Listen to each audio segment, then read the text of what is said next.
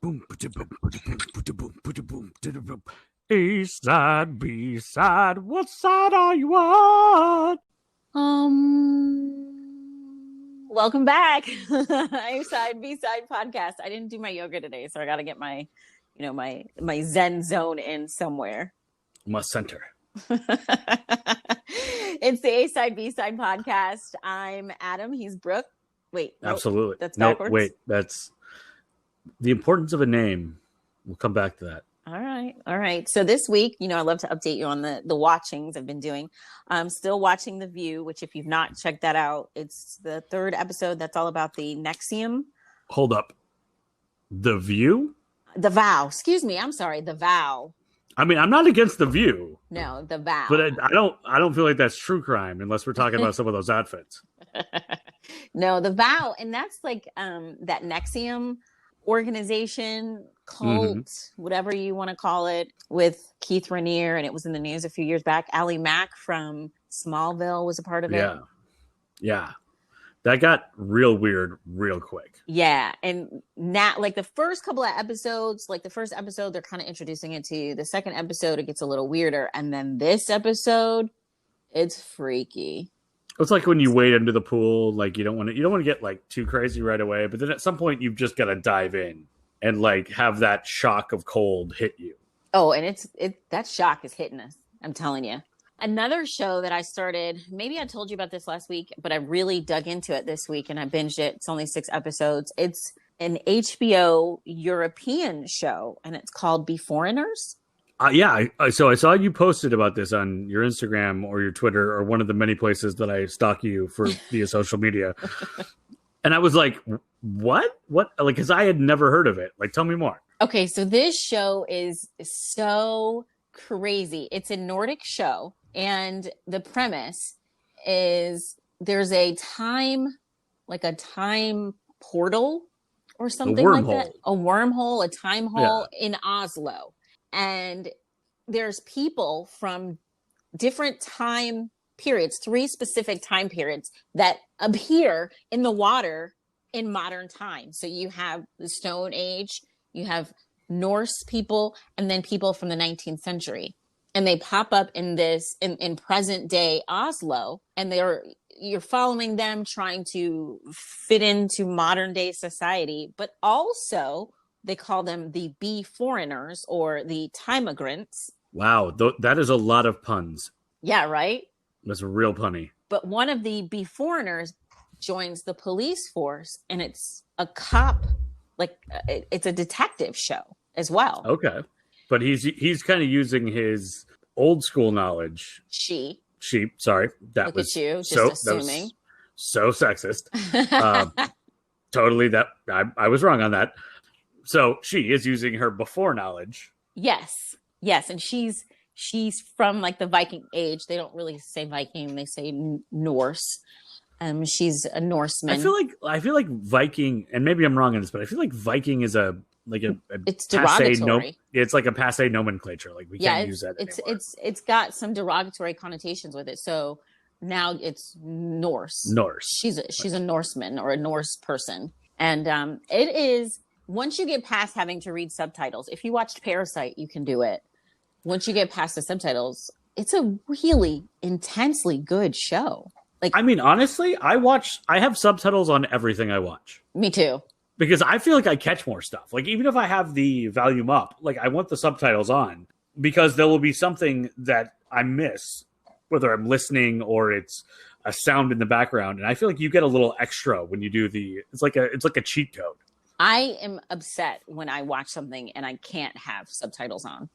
Like, it bothers me. Do people stop you from having subtitles? No, but like different services, it might be a certain show where they haven't uploaded the subtitles to it or something like that. And I'm just like, what? It's 2020. I get really frustrated when I watch sports with subtitles because it's live. Mm-hmm. So there's just some poorly trained monkey trying to type as fast as possible. But like you're also dealing with like people's names that don't sound right, or if it's like an AI that's trying its best to like do it. And it's just really weird. And then because any live event, whether it's news or sports or, political something, like anything that's live is always really behind with the subtitles, because understandably you have to hear then type, right. That's not going to work. Yeah. But for everything else, I love subtitles. I'm a big fan of subtitles. The other thing I started watching was Sharp Objects with Amy Adams. That's on HBO as well. I got to give it to HBO. Kudos to HBO, because they've been here forever. So they know how to do a TV show or a movie. Like, they've got the formula. They know what works. They get it done, and they do it well. And it feels like they had a lot of stuff like ready to go for this whole like HBO Go Max Plus thing that they launched. And it just happened to happen during pandemic. But there was a lot of stuff ready to go, because they seem to have like a new series that I hear about almost every week. And I'm here for it, because, I mean, what else am I going to do? Also, we're not being sponsored by HBO, but if they would like to, anytime. Yeah, seriously. I will take an HBO Max subscription because they have friends. You just slide into those DMs. Oh, so you moved this week. I am in the process of moving. I wish that I was done moving, but I am not. I have stuff at my current home that I'm getting ready to sell. I have stuff in storage area that is the goal that it's going to be in storage area from this point on. And I have this brand new apartment, which I love, which I literally have like 3 bottles of water in the fridge and then all of my clothes. So in hindsight, I did not move in a very logical way. So like tomorrow morning, I will wake up in the same clothes I have on right now, drive to my new apartment, and change clothes. Wow. Because I moved all the clothes first, which my goal is like I want the new apartment to smell like me. And so when the dog and I move, it's going to not be as big of a shock. But in hindsight, my dog is adaptable as UF. Or I'm sorry, as AF. I didn't want to swear. Then I said as UF, which is like the dog version of swearing, I think. She's adaptable. So I don't think she's going to mind at all. Like, she's never really been very particular about anything other than like, please feed me and also stop snoring. Yeah. So basically all of my female relationships. Feed me now. And stop snoring. And stop snoring. Yes. Yeah. Sounds about right. Would you think that should be a really simple like plan for me to follow, but still I can't get it done. We'll work on that. Yeah. So I am in the midst of moving.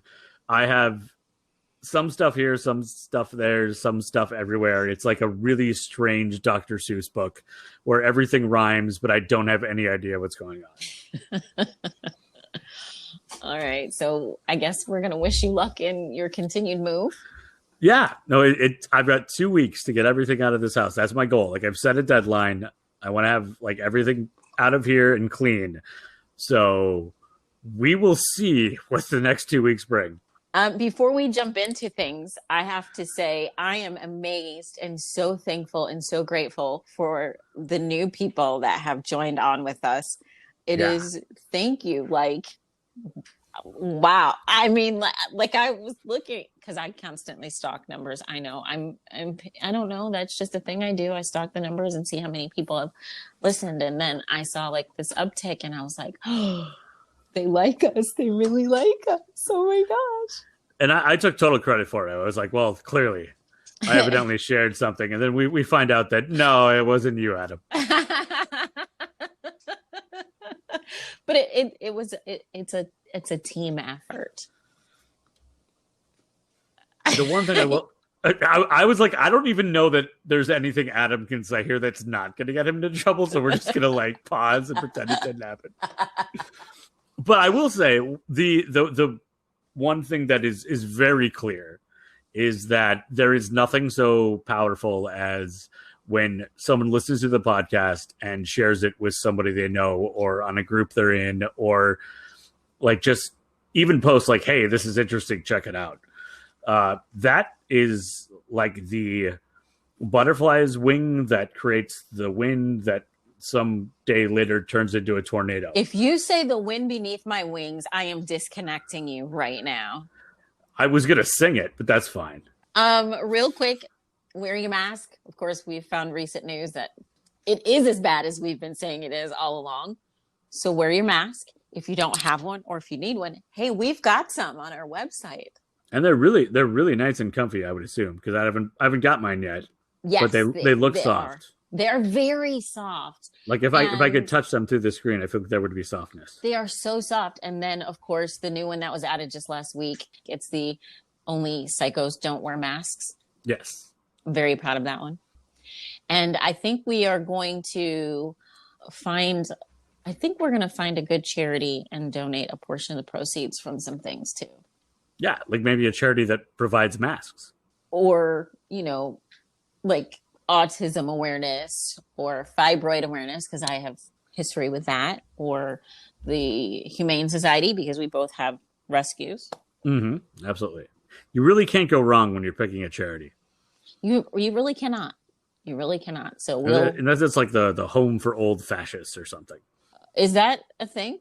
I'm sure it's somewhere as far away from it as possible. Yeah, I'm sure there's an old fascist home somewhere. All right. So let's get ready. A-side, B-side.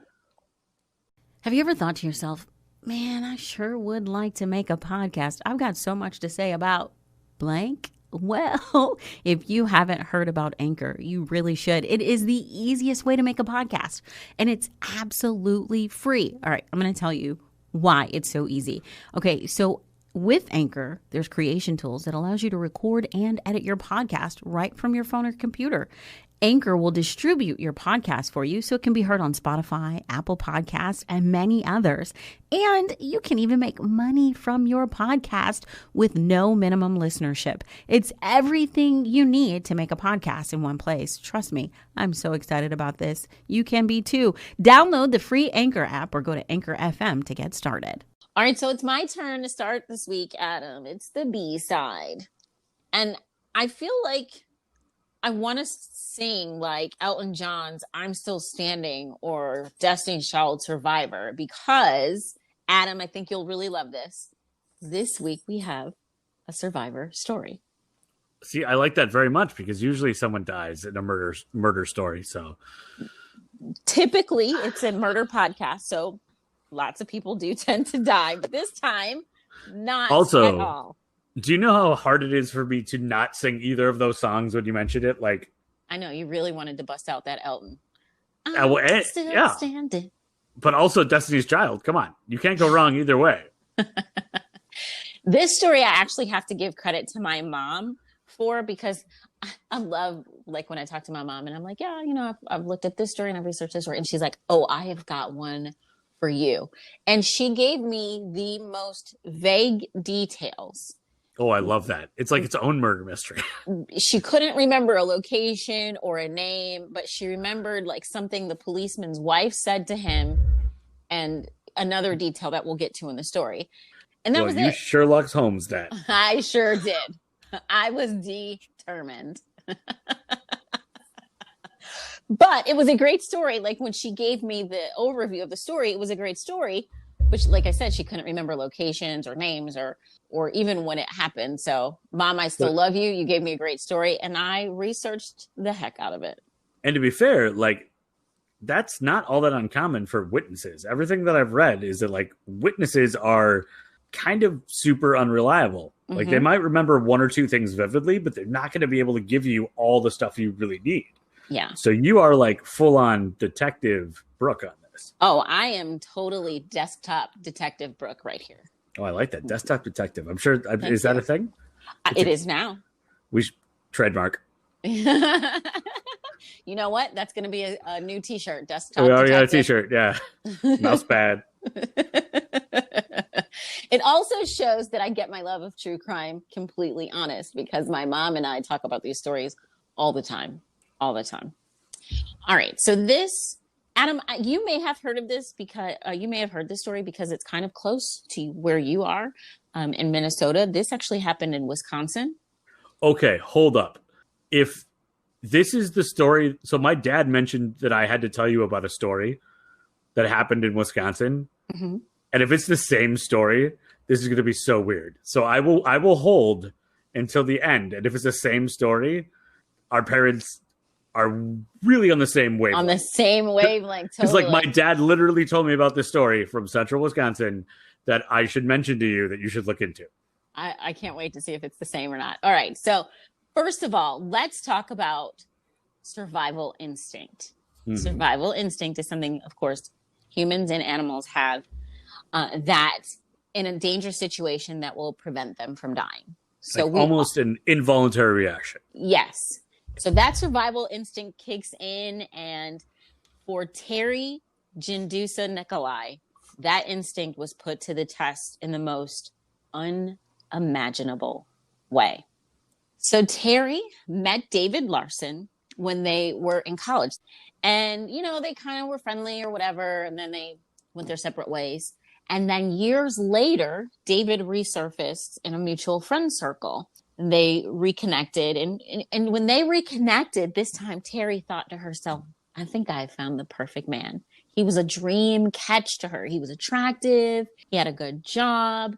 They shared a lot of the same goals. He was active in his church. So to her, this was dream man right here.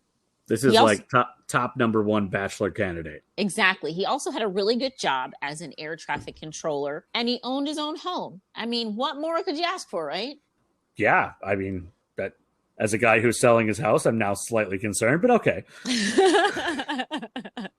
Well, after what seemed to be an ideal courtship for the most part, there might have been a red flag here or there.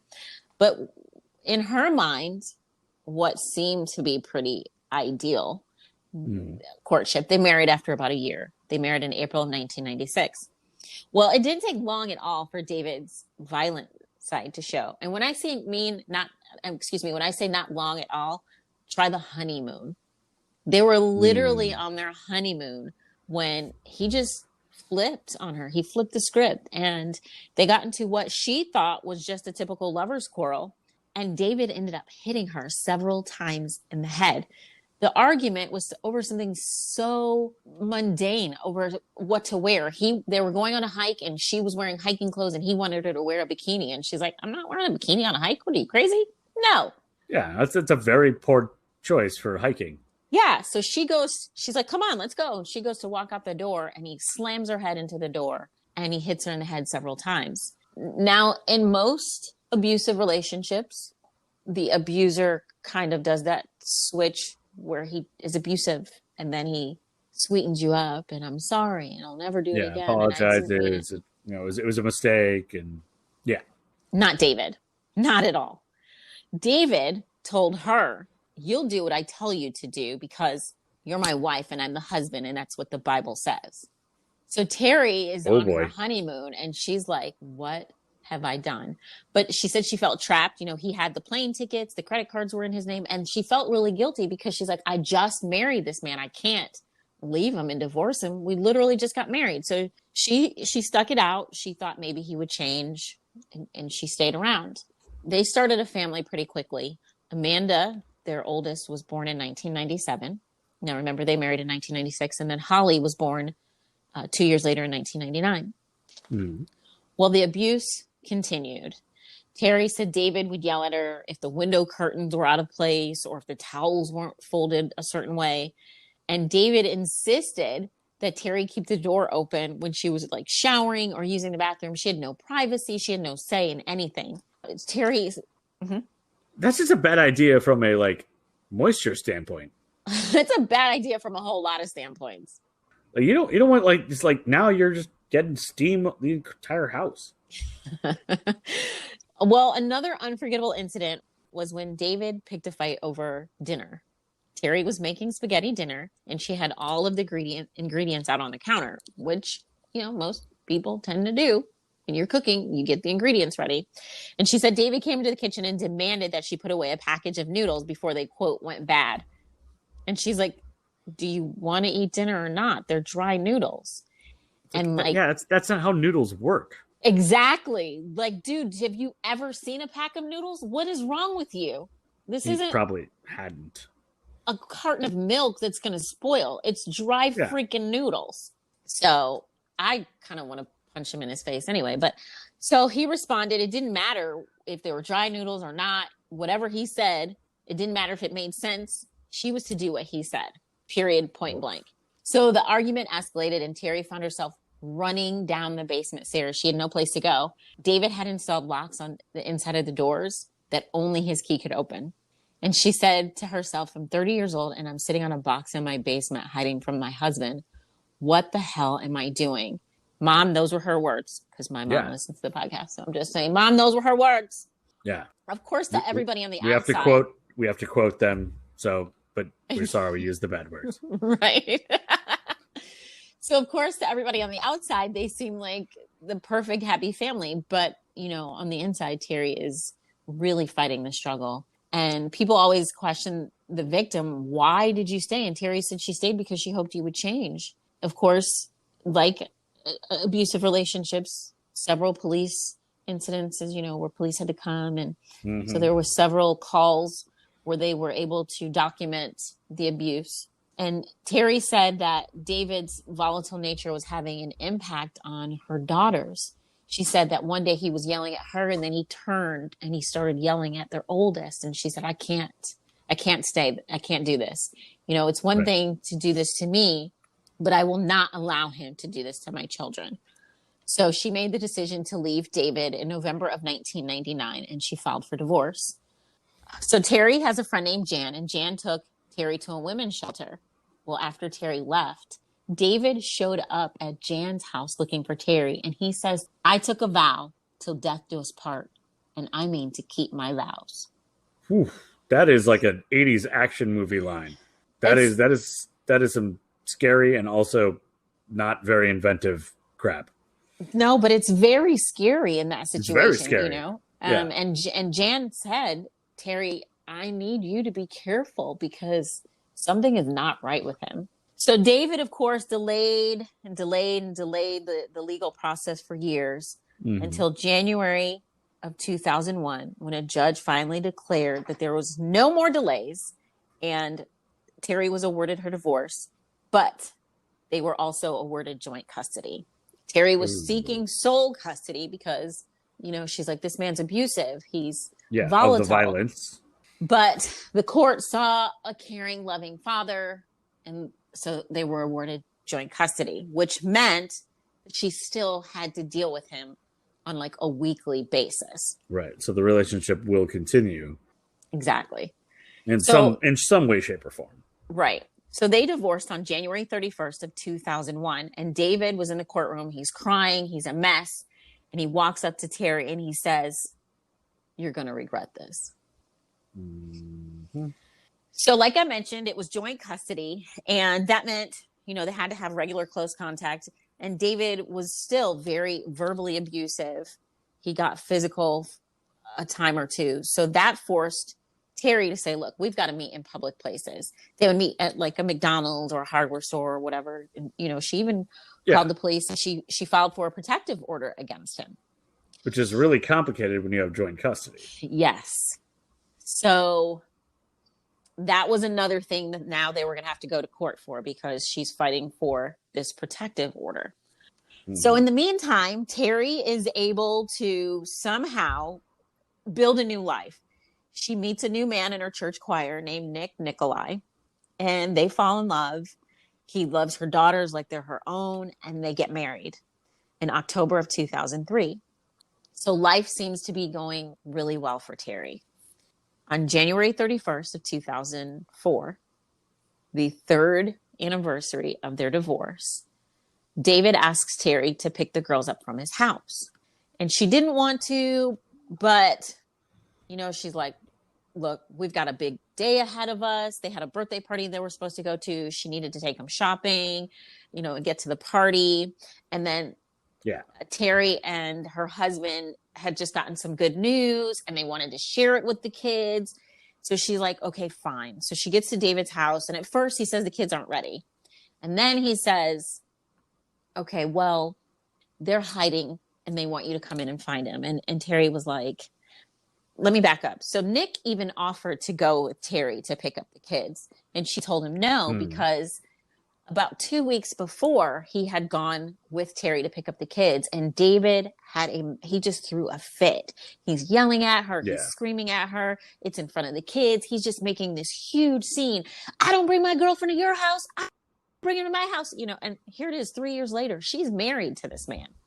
Right. But, you know, he's unhinged. Exactly. So she goes to pick up the girls. David says at first, they're not ready. Wait outside. So then he says, okay, well, the girls are hiding and they want you to come in and find them, which is odd because Teri never went inside the house. But like, you know, she was busy. She had a party. She needed to go shopping. She wanted to get with kids. You know, her and her husband had some news they wanted to share. It was cold outside. So she's like, okay, fine. Even though something inside her was like, don't go in. Mm-mm. So Teri steps inside the house. And as soon as she steps in, David closes the door behind her and he hits her with a baseball bat. Repeatedly. Jeez. Repeatedly, he strikes her about the head and the body. And she said she blacked out and she woke up and he was standing over her and he starts hitting her again. And he says, you always said that I abused you. Now you can see what abuse really is. Now, mind you, his their two daughters are in the house in another room. Right. Not hiding, but probably hidden. They are hidden. They're in another room watching a movie. Okay. But they could walk out at any moment and see their father beating their mother with a baseball bat. So he covers her mouth and nose, and he's trying to keep her from breathing. And then he duct tapes Teri's hands, feet, and mouth. And in the process of trying to duct tape her, you know, she's moving, she's trying to fight him off. In the commotion of this, she's got on some black sweatpants and they kind of slip. So he grabs her sweatpants off and it takes her sweatpants, her socks, and her shoes off. And he says to her, don't try to make this look like something it's not. Which amazes me. You're trying to kill this woman, but you're concerned that it looks like you're trying to rape her. You're more concerned that it looks like you're trying to rape her than the fact that you're actually trying to murder her. Yeah, there's a mental disconnect there. He's psycho. He probably doesn't wear a mask. Doesn't wear a mask. That's what I'm saying. Yeah. Yeah. So he throws the sweatpants aside and he duct tapes her whole body. He, like, her face completely covered in duct tape, but somehow she still manages to breathe a little bit. So he takes her and he stuffs her in a garbage bin and he's trying to shove her in head first. And she somehow, through all of this, she is still cognizant enough to say to herself, I cannot go in head first because I'll never survive, because I'll break my neck. So as he's shoving her into the garbage bin, she manages to twist her body and she just is laying there in like the fetal position. That's the detail that my mom remembered. That she was in a garbage can. So that plus a comment that we'll get to that the police officer's wife made. So David has Teri in this garbage bin. He takes it outside and she said, all I can remember is we were going in circles and I didn't know if he was trying to disorient me or what David was really doing. Now think about this, Adam. It's Wisconsin and it's January. Mm-hmm. What's outside? Yeah. Snow. Yes. David was dragging the garbage bin across the ground, packing it with snow. Wow. So then... So like trying to scoop up the snow into the garbage bin. Yes. As he's dragging it, he's trying to scoop the snow into the garbage bin. He gets the snow in the bin. He sets it up right. He gets it into the back of his truck. He puts a tarp over it and ties it down. And then... Meanwhile, the kids are still watching this movie. Yes. So once he gets Teri in the back of his truck, he goes inside and gets the kids. Teri takes this opportunity to try to wiggle her hand free. She had on a light jacket and her underwear, and that's about it. Yeah. But in her jacket, he never checked, was her cell phone. So she managed to get one of her hands free from the tape and she called 911 from her cell phone. And when she calls 911, the operator can barely understand her, but she manages to give the operator the address. Right, because she's still wearing the duct tape, obviously. Yes. So, she's doing the best that she can, but she's also not trying to scream because she doesn't want to alert him, but she's trying to give this 911 operator this vital information. So she gets the information to the 911 operator. Well, in that time, David comes back out. Teri, they get in the car. The truck starts moving. Teri hears the sirens. They have literally just passed each other. Oh. So she's just like, oh my gosh. Well, the police go to the house. They don't see anything suspicious. Teri, David, the kids are all in the vehicle and they're driving. During the drive, Teri manages to get her arm loose and a piece of the tarp kind of is open and flying. So she sticks her hand out and she's like waving, hoping that somebody driving past will see her. Sees a hand waving out of a garbage can and says, that's not normal. Right. What is going on? Well, David sees her hand as he's looking out the rearview mirror. He pulls over and he tells her, another stunt like that, you'll get my 38, or I'll get my 38, meaning I'm going to shoot you. So Teri said, look, I'm going to cool it because at least now I'm still alive and I can fight. A bullet, I'm dead. Yeah. So Teri manages to get her phone again and she calls her husband, Nick, and she tells Nick, David's trying to kill me. So Nick is like, call 911. Yeah. So she hangs up and she calls 911 again and she gives the authorities her name. My name is Teri Jendusa-Nicolai. And she says, my husband is trying to kill me. And she says, I'm in the back of his green pickup. It's a Dodge Ram. Well, during the call, she's in and out of consciousness. Mind you, her face is still duct taped, so it's hard for her to breathe. So, she's taking these like real big breaths.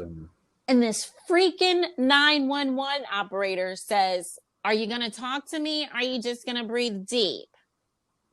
Yeah. Another one I want to throat punch right there.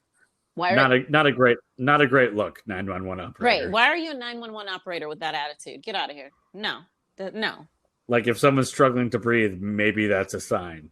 Well, Teri does manage to get this information to 911 and the police go back to the house because they recognize the address from earlier. They go back to the house and they talk to the neighbors and the neighbors say, well, we saw David towing Teri's car earlier. Why would he? Oh, because he moved her car. Yeah. So interesting. You got to think this is a bit premeditated. Oh, a lot premeditated, or at least it's just not a crime of passion. Like after he did it, he was like, "Well, I got to get rid of the car." Yeah. People are going to ask questions. So the detectives go and they go inside the house and they don't find Teri or the girls, but they did find evidence that made them go, whoa. They found the black sweatpants that had duct tape on them, and they found signs of a struggle and what appeared to be a large bloodstain on the carpet and an empty handgun case. So now they're operating all bad stuff. All bad stuff. And the duct tape also had blood on it as well. That was on the sweatpants. And so now they're operating under the assumption, okay, she's badly assaulted and he's armed. The girls are also missing. Mm-hmm. So they issue a statewide Amber Alert.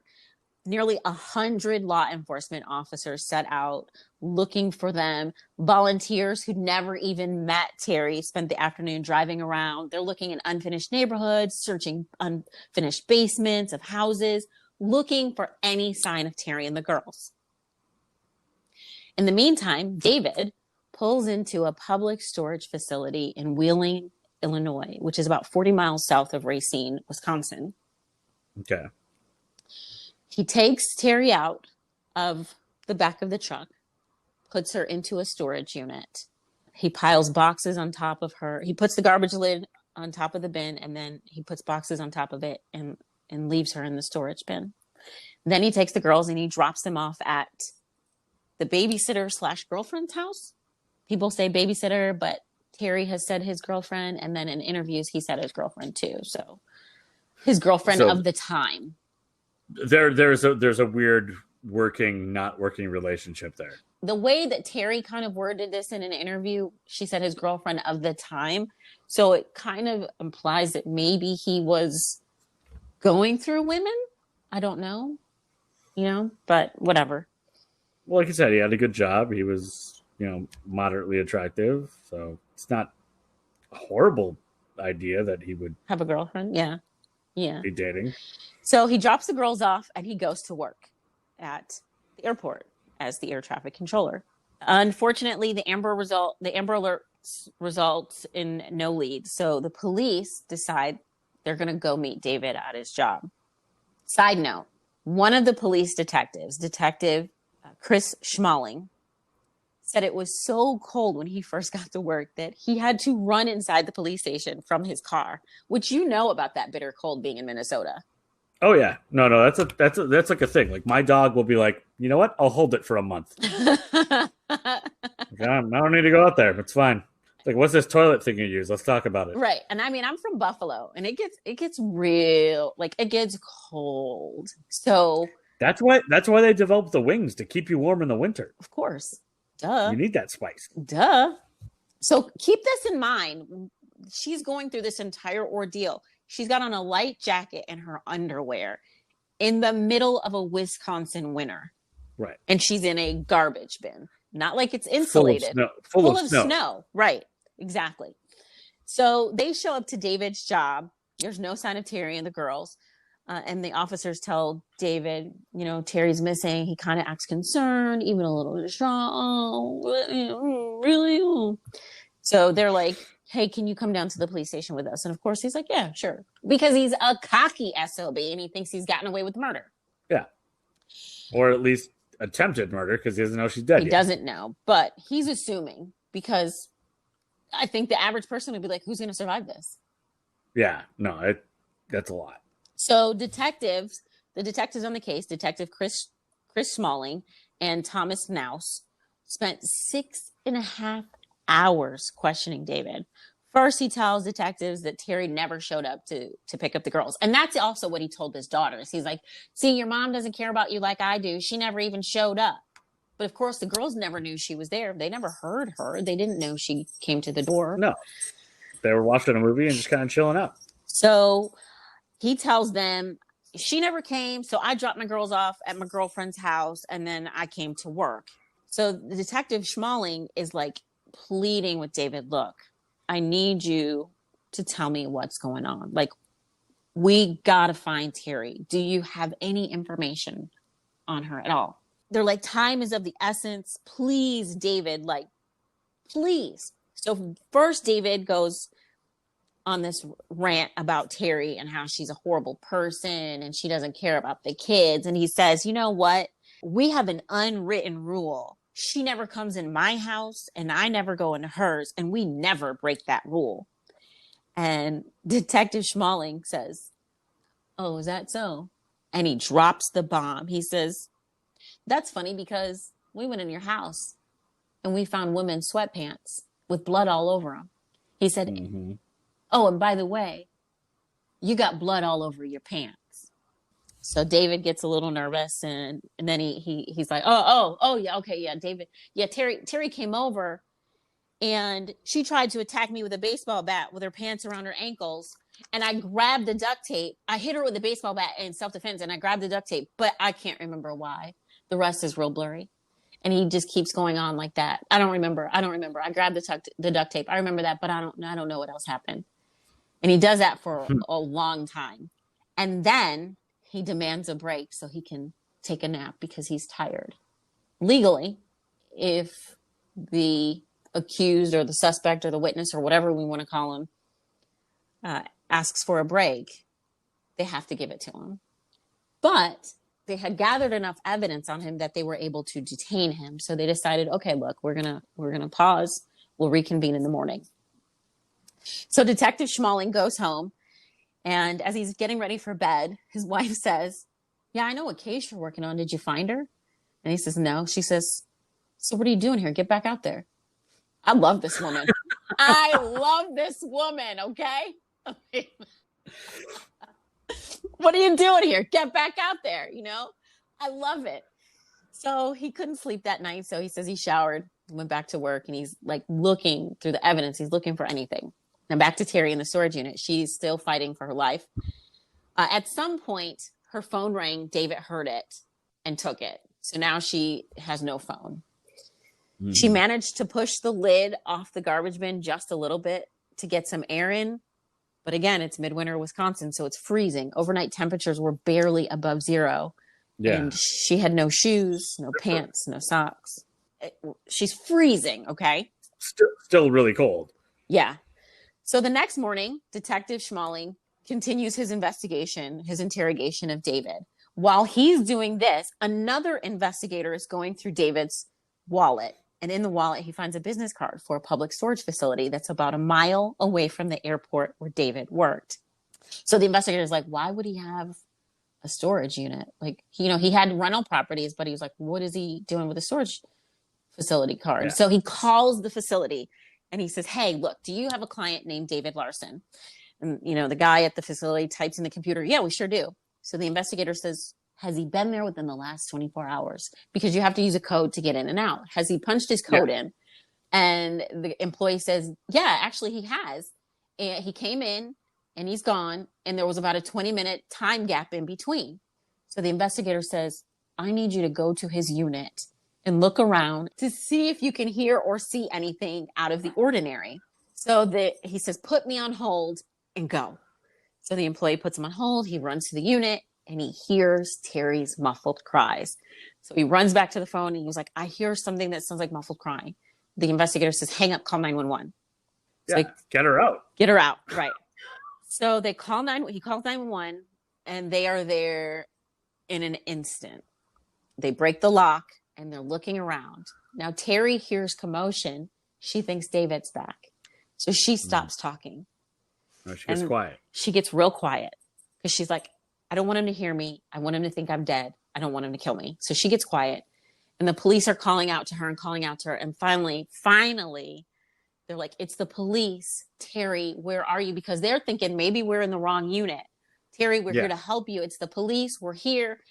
And she starts crying out. So they lift the boxes and they find her in the garbage bin. But they were so concerned with her condition that they did not want to take her out of the garbage bin until paramedics arrived. Yeah. When they arrived and when they found Teri, her core body temperature was 84 degrees. Doctors say she was within an hour of dying. The surgeon who treated Teri, Dr. Terry Martin, was shocked by the trauma she had suffered. He said her eyes were swollen shut. She was black and blue all over the face. She just wasn't recognizable as a human. They say that her ability to remain coherent through all of this was miraculous. When the paramedics got there and the police were there, the only thing, besides telling them her name, the only thing she wanted to know was, were her kids okay? And she also kept asking them in the hospital, are my kids okay? Whoa. So now she's in the hospital. She's grateful to be alive, but Teri is now having to take stock of all her losses. Now, remember, I was telling you that one of the reasons she was in such a rush was that her and her husband, Nick, had some great news they wanted to share with the kids.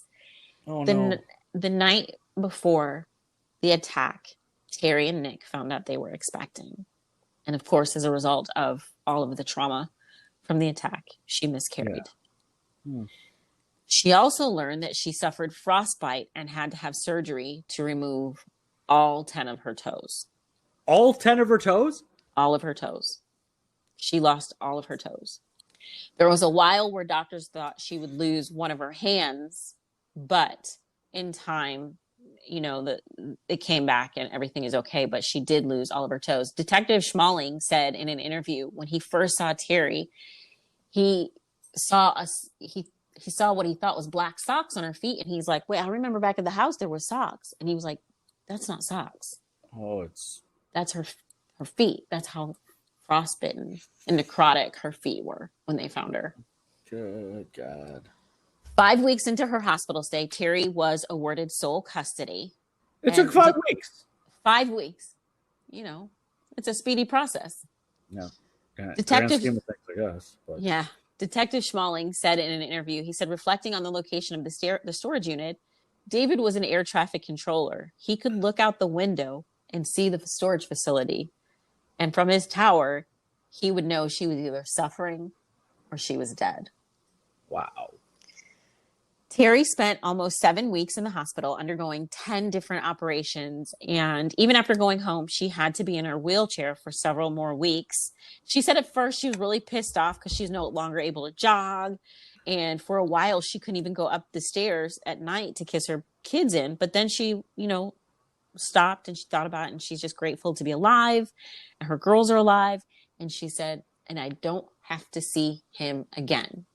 Because she's got sole custody, and because he's going to jail, prison. He's going to prison. That should be a murder charge as well, because there was an unborn child. And that's what I was hoping that they would do, but it doesn't. We'll get to that. Teri said in an interview, she kind of laughed in an interview, and she said, the person who tried to take my life ended up losing nearly every semblance of his own.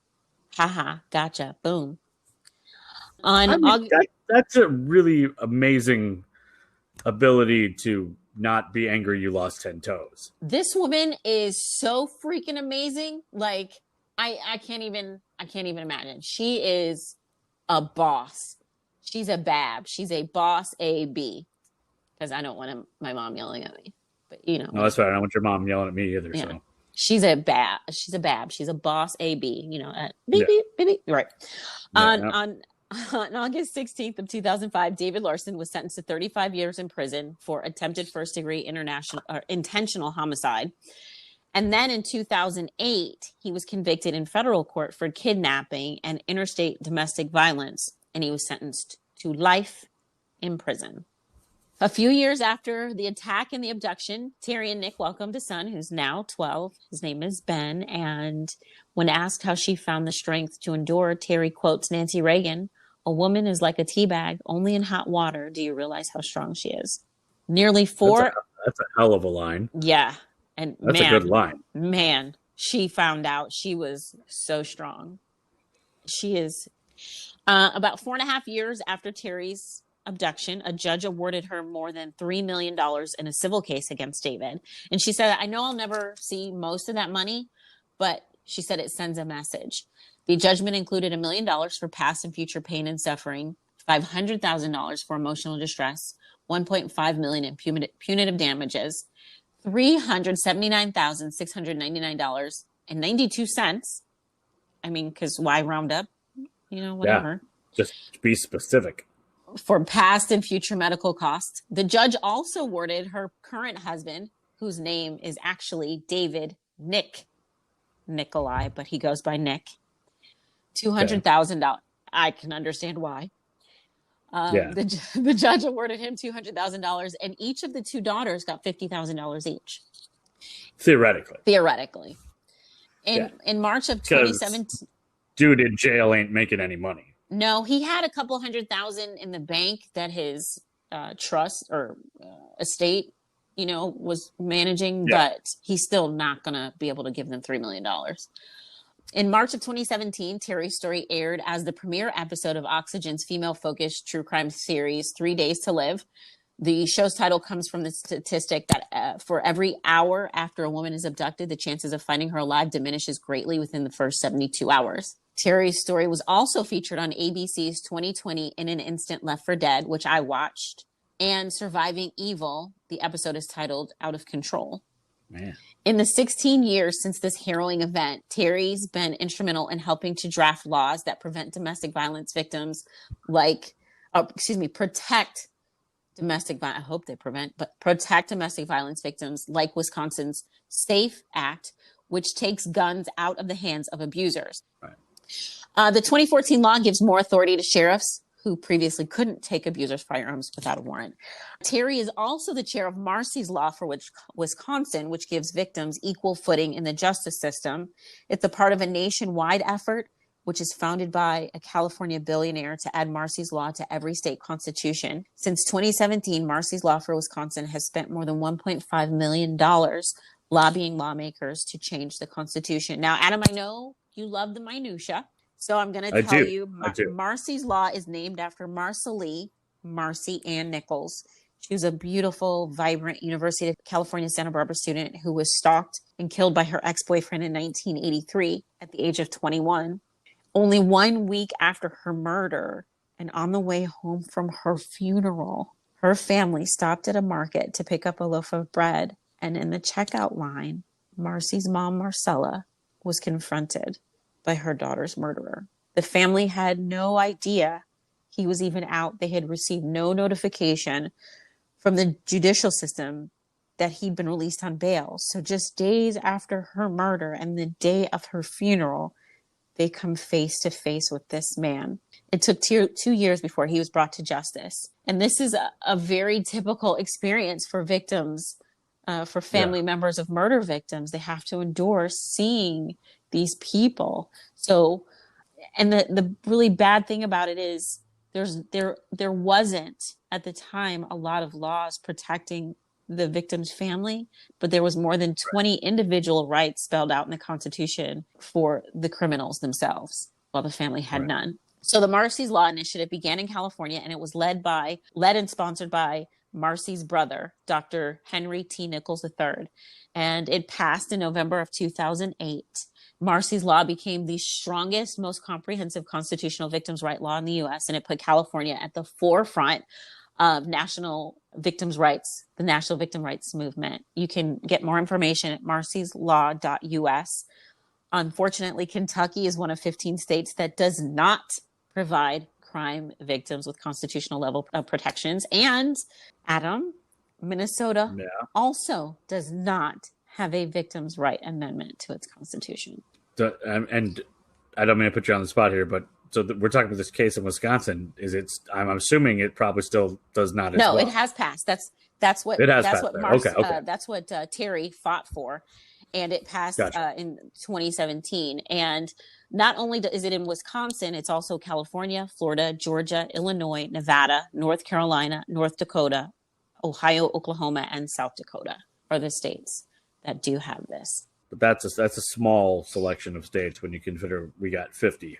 That's something that needs to change immediately. I do want to put the number out here, and I will put it on our website, and I will put it on the podcast itself, the description. But if you need help is available.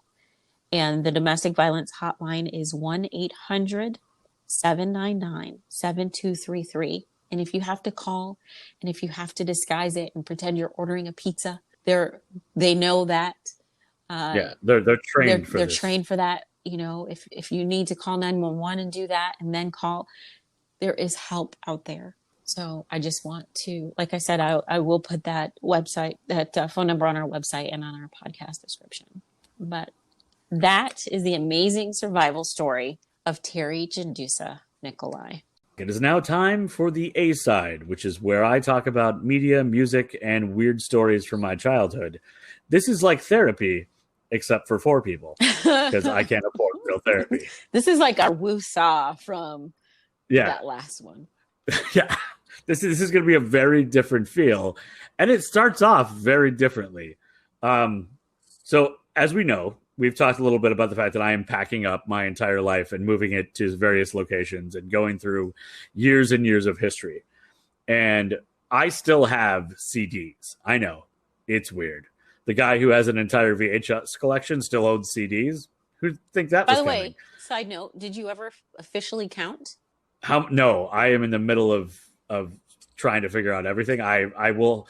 It is on my list, and they're all in one spot now. Soon, maybe, that I will officially count all the VHS, but we're really close to 500. Whew. Like, it's a lot. Like, I have 2 truckloads that went to storage. Like, I filled up the entire bed of a truck with boxes full of VHS. Wow. Yeah, no, shocking I'm single. But after I got all the VHS out of the way, and before I dove into the comic books, I had several boxes of CDs. And I was kind of, you know how you're like, you're packing, but you're also kind of going down memory lane. It's like every box is this time capsule that you're like kind of discovering again. Mm-hmm. And I open up this box and I'm looking at all these CDs.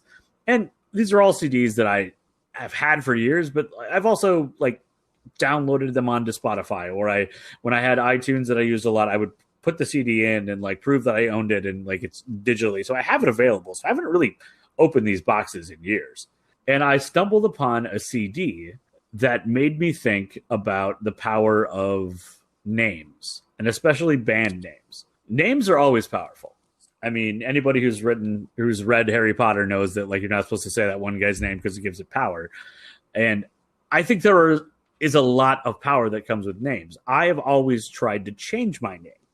When I switched schools between 3rd and 4th grade, I asked my parents if I could go by my middle name. They said no, because they'd already filled out the paperwork. So I didn't get to change my name from Adam to Casey. Then in 8th grade, I was super into Star Wars books, and I tried to get my friends to call me Anakin for a little bit. I do remember that story. Yeah. And then I have created this story, which I know is completely... And so I love stories. Sometimes I will create stories because they're a good narrative, and they have no basis in reality. And then sometimes I forget that I did that because I'm really good at lying, both to myself and to humanity. And so there's a story I have told about how I got my name that I know, if I'm completely honest with myself, is not true. But it's such a good story, and it fits the time frame, and it fits the narrative that I want to tell, that I've told it several times, even though I know it's a complete lie. This is called lying, like a liar. So I was born in January of 1981.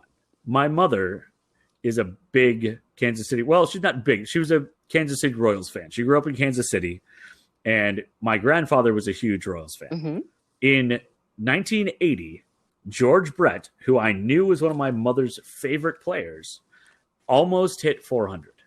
He was going into the last week of the season, and no one's hit 400 since Ted Williams in like 1961. That date's probably wrong, but it's been a really long time. So he was really close. And I decided that because my mom was great with child at the time, if George Brett had actually hit 400 for the first time in years and done something that very few baseball players have ever done, then my name was either going to be George or Brett. Or George Brett Weingarten. Okay. Totally made up, not something my parents ever considered. But I, as a kid, wanted this to be so badly true because I love baseball and I love narratives, and I thought it was a great story. So names have always been really powerful. And I bought a CD when I was in high school. And this is back in the day, so kids, this is going to be weird. You had to buy a physical CD. And then it was like plastic all around it. And then there was plastic specifically on the top and side of the CD that usually had the band's name on it. And you would try to cut that, or it was like the Rubik's Cube of music. Like, it was not easy to get open. Right. It was never good. And often you would like end up cutting something like yourself, or maybe the CD case. These jewel cases were like not very robust. They would like disintegrate in your hands while you're trying to open it up. So I get the CD. And I tear off all the packaging eventually. I cut the label off, and I throw it into the garbage can in my dad's office. And then I go out to my car, and I put the CD in, and we drive around with my friends, and we listen to the CD. I come home about 2 hours later, and I walk in, and my parents are just sitting in the living room. The TV is not on. They are simply waiting for me to get home. Ooh. This is never a good sign. Mm-mm. I walk in, it's like silent. There is a foreboding air in the room. And then they say the one word, like the one phrase that as a teenager you do not want to hear. We need to have a talk. Oh boy. Meanwhile, in Adam's brain, I am going through all of the things that I could get in trouble for. And I'm trying to figure out which one this is. Luckily, I'm not dumb enough to suggest any of them, but I'm kind of running through all the options. Like, I'm like, okay, let's see if they give me a context clue so I can figure out what I did and what I have to deny. You look like that meme that's got like the really complicated math puzzle. Oh yeah, yeah. I was just like trying to figure it out in my head, but also like trying to show nothing on my face. I was like, oh, okay, cool, yeah. Let's have a talk. That. I like talking. That's what people do. Words, put them together, they make sentences. Sometimes you tell a story. It's great. And my mom is seething. So I'm like, okay, this narrows down some of the things because mom's mad about some things, dad's mad about some other things. And my dad's like, well, we need to talk to you about this CD-ROM we found in the office. And I was like, okay, CD-ROM, because back at that time, CD, like computer games came on disc just like CDs. Right. So they thought I had bought a computer game, and the name on the computer game that they thought I had purchased was Bare Naked Ladies. My parents thought that I had bought a porn CD like ROM game and tried to hide it from them. And now I'm giggling because Bare Naked Ladies, of all the music I listened to in high school, is probably the least offensive thing that my parents could have found. Right?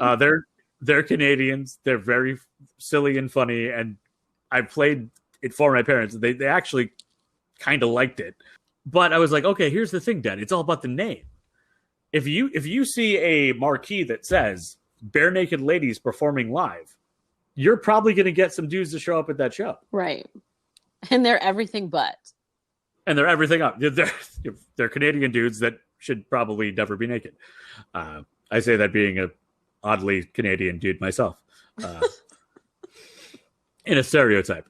So that got me thinking about band names. So names are powerful, but band names themselves have such great stories. And as great a band name as Bare Naked Ladies is, because it would make people show up, their previous band name was even better to throw up on a marquee. Their first band name was Free Beer. Oh, yes. So people would obviously want to go to the show that said free beer. Especially in Canada. So I have kind of dove in over this last week, as after I found that CD, I started thinking about band names. And I have always loved the story behind how bands get their name. So I picked out about 5 to 10 stories about band names that I wanted to talk about, because they're all bands that we know, but every band that we know, like that is a big band, had a bad name at one point. Oh, yeah. And I think that there is something that can be learned from this.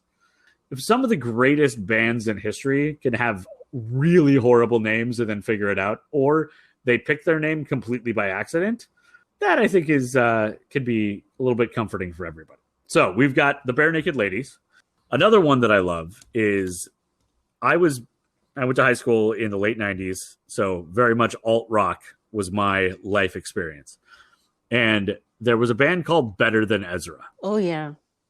And Better Than Ezra, they got their name because when they were performing in Louisiana as a college band, they would call venues and they would say, hey, we'd like to perform there. And they're like, are you any good?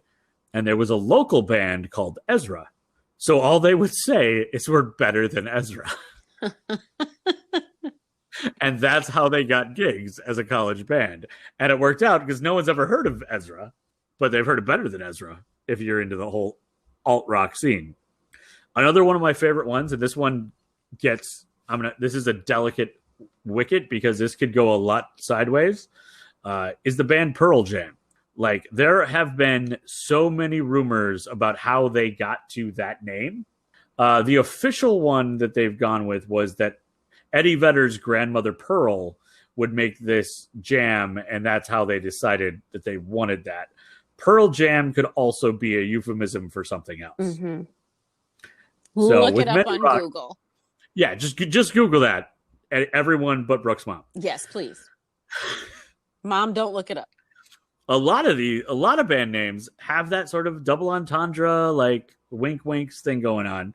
But one of them that was actually way more benign before it was their main name was the band Queen. So Queen, one of the greatest rock bands of all time. I'm sure many people saw Bohemian Rhapsody, which got oh my god, I'm totally Malek? blanking on Rami Malek. Yeah, I want to say Sam Raimi, but he's a director. Rami Malek, an Oscar a few years ago. Their original band name was a very innocuous Smile, which I mean, kind of fits. And it was because one of them was in dental school, is it not? Yes. Well, and the lead singer, who, why am I forgetting everyone's name? Freddie Mercury. Freddie Mercury was always known for his big teeth. So that it was sort of a play off of his smile. So Maroon 5 with Adam Levine. That's one I was hoping you would talk about. So they had a previous name, and they actually released 2 albums under this name, and it doesn't seem to make any sense. But then again, Maroon 5 doesn't really make any sense either, unless you're like looking for a color at the Pantone store for like your next wall. Like, oh, I would like Maroon 5, or like a thing they put into like Kickstart Red Bull or something, like where it's like, oh, this is Maroon number 5. It's an M&M color. M&M color, yeah. So they used to be called Kara's Flowers, which in and of itself does not sound very hard rock, and that's why they changed it. So the Beach Boys were the Pendletons originally, and I learned that the Pendleton is a type of flannel that you would, like, surfers wore in the 60s.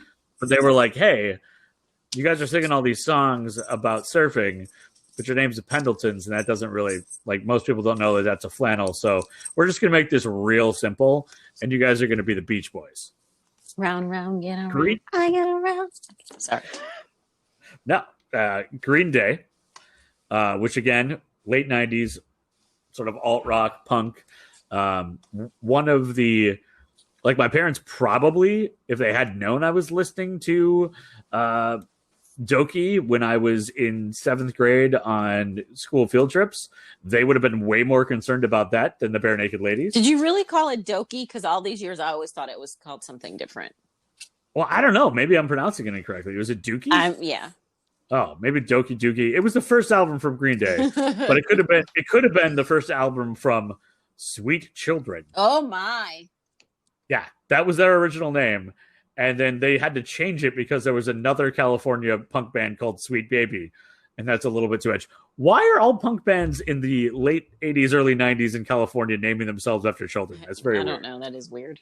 So I don't know if they still hold the record, but at one point in time, the fastest words per minute rappers, according to the Guinness Book of World Records, was Bone Thugs and Harmony. And especially on their song Crossroads. But I don't feel like Crossroads hits the same if it comes from a band named the Band-Aid Boys. Yeah. We learn sometimes that when we're young and we think something is a good idea, and then we find out later it was a really horrible choice. It's good that we avoided that. That comes down to the Beastie Boys and their original name. Oh, yeah.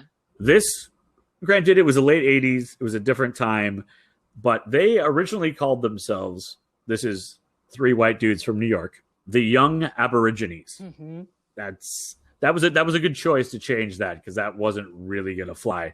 The only reason they changed it is that one of them moved away for a year, and then like he came back and they'd changed the name, and he was like, okay, I guess we're the Beastie Boys now.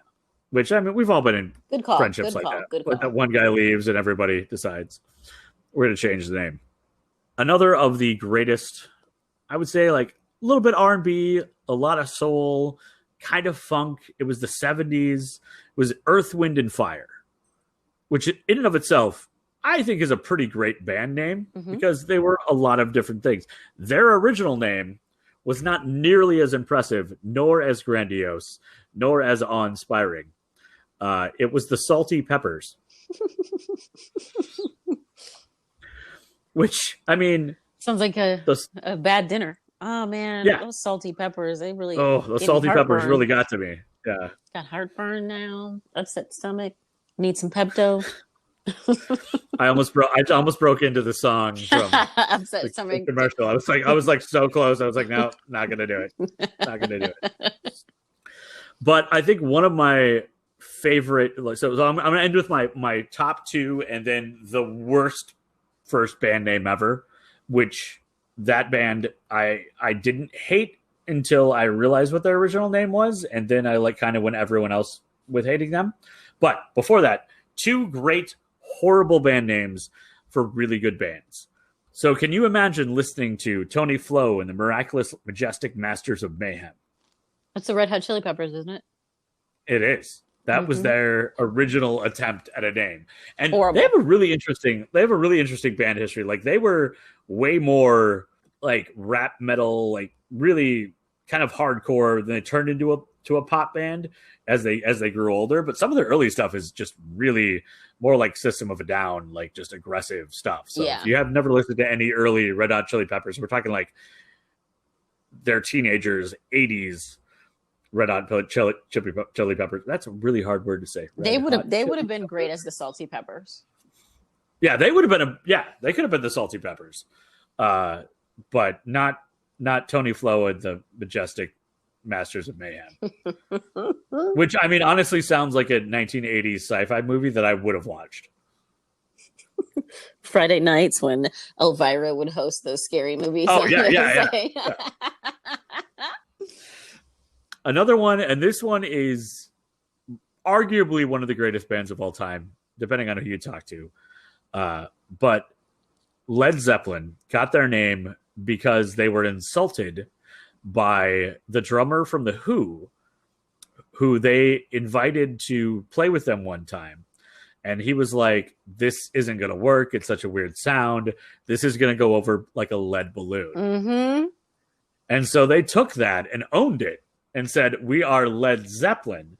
But they were so concerned that the American audience would see L-E-A-D and read Lead Zeppelin that they dropped the A. So it was very clear what the sound that they were going for was. Yes. It was kind of brilliant. And then, of course, arguably the most disturbing and horrible name of all time for a band that, I mean, in high school, Creed was a thing. And they were very angsty, and they had wailing guitars, and like I didn't hate them. I probably still don't hate their songs. I really hate the first name that they came up with. I don't know where you get Creed out of this, but at first they called themselves Naked Toddler. Yes, which is awful. Which I think it has to be just one of those moments where like you're all like throwing things against the wall. They were is all like brainstorming off their butts, and they're like Naked Toddler. and then so I went to Scott Stapp is the lead singer of Creed, and he actually talks about it in his autobiography. So this isn't just like an internet rumor. Like he admits that they actually called themselves Naked Toddler for a very short period of time. He goes, and this is a direct quote from his autobiography, the name didn't go over well. No. Girls hated it and said it made them think of pedophilia. Yeah, it's creepy. Yeah, AF. that's why it's a horrible name. Creepy AF. But I guess to their credit, they admit that they had a really horrible idea one time, but holy cow. I don't think there will be any band name that is worse than that. It's real bad. So, but I mean, I have spent the last 3 days in between packing boxes, just diving into the interwebs and trying to find, like, there are literally, I think every band that's ever had an album has a band name story. And so I feel like I've only found some of them. Like, do you remember the song Breakfast at Tiffany's? Mm-hmm. The leader, like their name, like those guys were youth pastors and just decided to have record a album. I didn't really have a name. And then one of them was like, well, I really like the idea of like Deep Blue. What if we were like Deep Blue something? And he was saying like somebody else fill in the blank here. Right. And everybody else left was like, this something. And they were just like, oh, okay, cool. Deep Blue something. That's awesome. Let's do that. Like, really?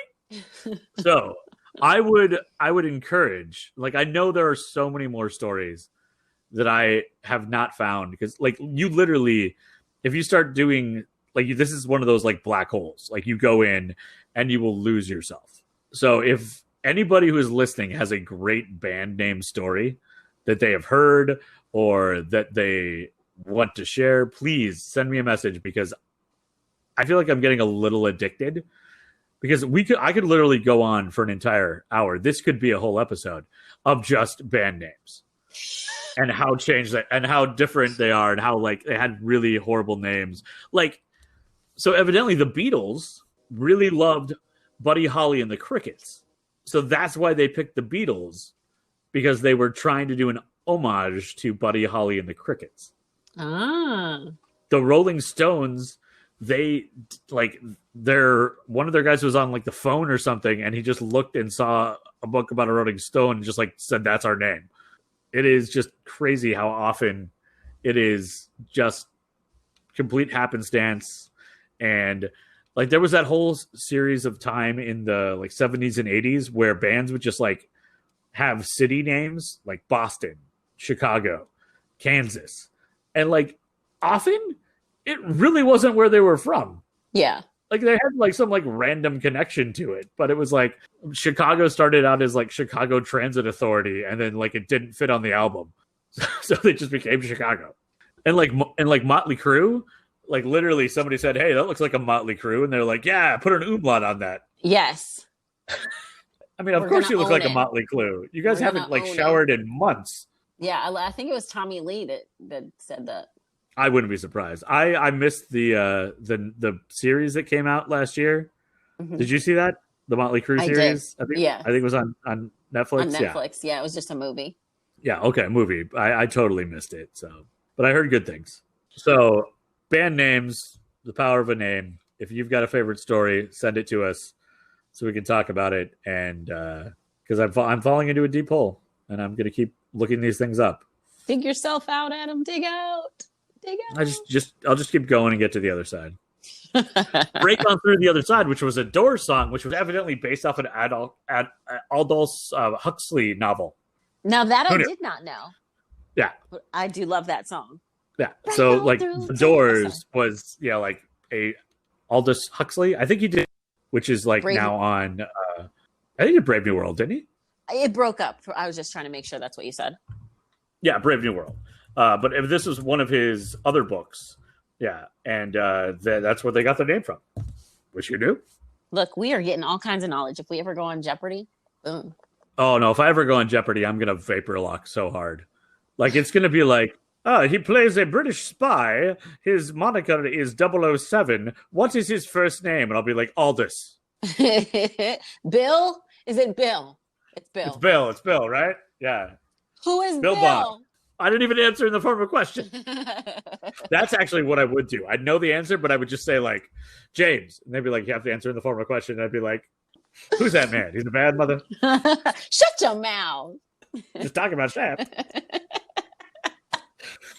All right. So, of course, if you have any stories, please send them to us. True crime or band names or any other. Yeah. Maybe you've got a that guy from that show story. We would love to hear it. You can get to us on our Facebook, on Instagram. Of course, we thank you so much. Love you. Also, vote. Make sure you get out and vote. It's really, really, really important that you get out and vote and wear your mask. And like you can vote now in a lot of places. Like you can request your ballot. You can fill it out. You can drop it off. You can mail it. We don't have to all go out on November 2nd or whatever I don't know if it's November 2nd this year, but that first Tuesday in November, we don't all have to go out that day. We can get some stuff done ahead of time. And then you can be like, dude, did my thing. I'm going to have brunch. Vote and brunch. It's the new Netflix and chill. Wear your mask. I just have to keep stressing that. Please wear your mask so we can get past this thing. If you need a mask, you can always head on over to our website, asidebsidepodcast.com. All right, Adam. Thanks. Thank you, Brooke. Thank you for joining us for another episode of the A-Side, B-Side podcast. If you enjoyed it, please give us 5 stars on Apple and join us again next Friday.